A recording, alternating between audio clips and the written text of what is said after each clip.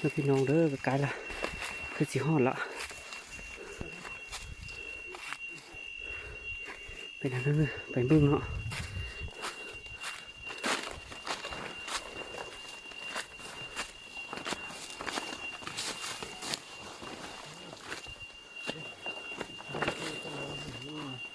มันเป็นวันนี้มันตูบเนาะตูบนี่มันมากเลยเนาะเข้าไปลื่นเลยแล้วมันเทหมดแล้วเนาะโดนแล้วก็ได้มายิงแล้วมันเทหมดเลยไม่เทเนาะตูบตัวนี้เหมือนเนาะเพิ่งมันอยู่กันเหมือนแต่เพิ่งนำเดียวมังกรเป็นอะไรรู้ถึงเขาน่ะเขาปาดทิ้งกินแท้กินว่าเนาะที่ว่ามันย้ายมันกินแถวนี้นะเพื่อนเดี๋ยวนี้นะเขาจะตัดไม้เนาะคือมันจิ้มเห็ดแล้วเนาะย้ายไปนะมันต้องไปจับเนาะยันมันโดนกิ้มเขาเนาะมันหูเนาะแล้วเขาตัดไม้มันย้ายมันไปถึงนะมันลายจ่าน้อยกินแค่ไหนแล้วอันนี้เขาจะค่อยย้ายมันขึ้นไปถึงนะพ่อมันต้องไปจับ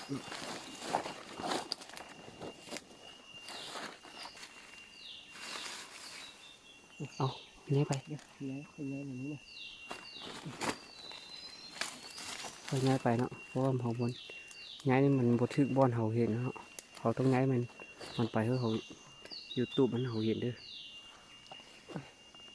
ได้ละอย่างนี้ก็ได้ละวันนี้เราเอาไปเมียนเลยมันกินอยู่ที่อยู่ว่ามันไกลเกลือบพอเนาะเกลือเม็ดเนี่ยอย่างนี้เราไปตัดไม้มาแปลงตูบเนาะ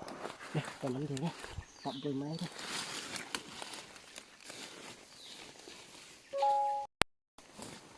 อาจารย์สุดต้นต้องเงี้ยเครื่องของนี่ก่อนจะไปตัดนี้ตูบนี่เพราะมันบ่ให้มันเห็นเขาเนาะตรงนั้นมาแล้วมันบ่ให้มันเห็นเขาเพราะมันเดี๋ยวนะพวกป้าเป็นครูเมื่อยให้นะออกมาออกเลยตรงนี้เนาะตอนนี้เดียว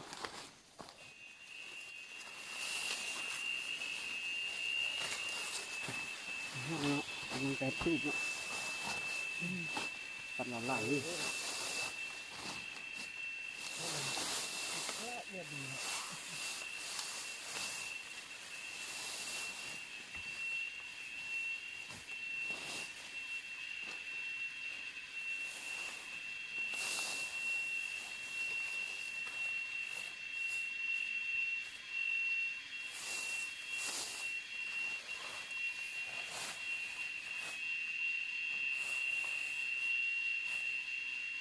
แต่ให้มันดีๆนะบอกให้มันเห็นเขาเนาะถ้ามันมาเห็นเขามันนี่กับกินแล้ว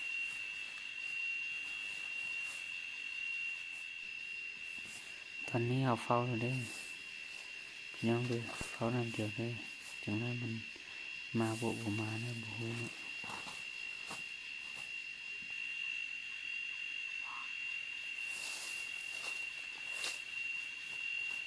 เป็นเฮ็ดสูบ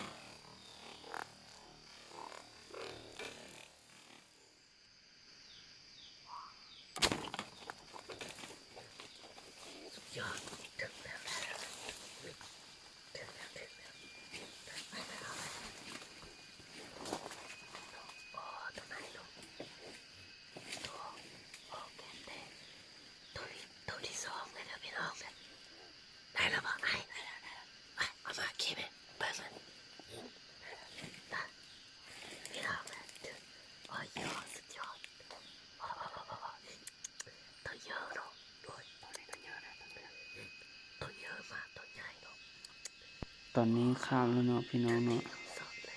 ตอนนี้ข้ามแล้วสองไอ้น้องเฮาที่เฝ้าตัวหนูไหวเด้อประมาณ7 โมงนั่นแหละตอนนี้นะเข้านำเดียวเด้อตอนนี้ตัวหนูไอ้กำลังจะมาตอนนี้หนูแดงมาตอนนี้เนาะมีถึงทางนี้กำลังเก็บเอาเด้อเก็บเอานำเดียวตัวนี้มันตัวหนูแดง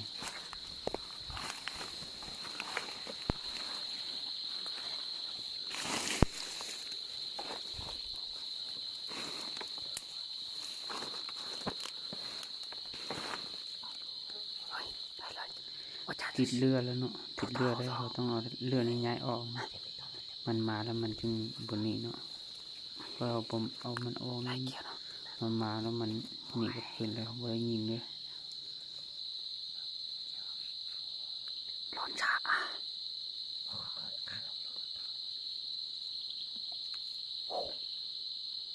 ร้อนช้าเธอที่ชี้เองมาขนาดไปรอแต่นอนตาเลยอ่ะ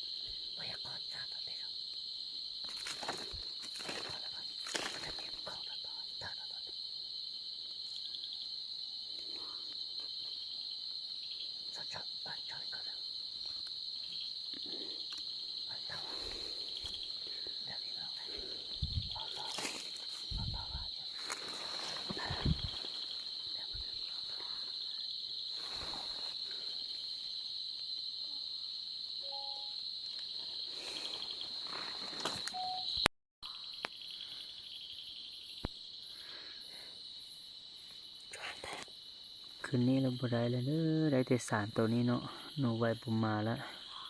จิกกับมือแล้วเด้อเพราะว่ามันข้ามแล้ว